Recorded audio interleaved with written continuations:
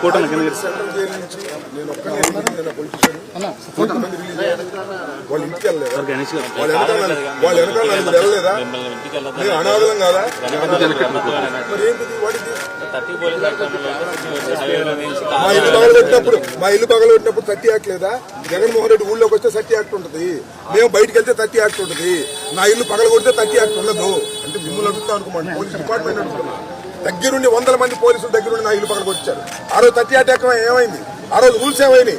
ఇవాళ నేను 18 రోజులు జైల్లో ఉండి బయటకు వెళ్తే నన్ను అడ్డుకుంటారు. నేను అనేది వెనకాల 10 మంది వస్తారు సార్.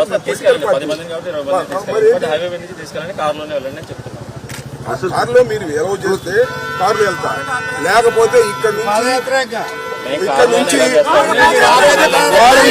నడిచి వెళ్తా. ఇదిగోండి సార్, అనవసరంగా ఇష్యూ పెరిగింది.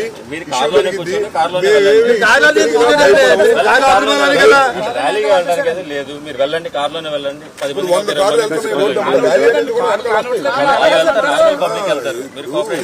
ఇప్పుడు మీరు రూల్స్ అనేది స్ట్రిక్ట్ గా అన్ని చోట్ల అమలు చేస్తే సంతోషం. కొన్ని చోట్ల అమలు చేసి కొన్ని చోట్ల అమలు చేయకపోతే ఐ కాంట్ యాక్సెప్ట్.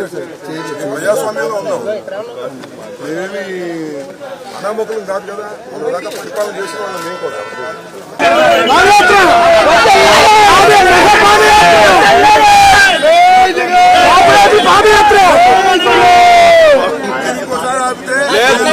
మీడియా ముందు డిక్లేర్ చేసి 10 రోజులు నడిచారు.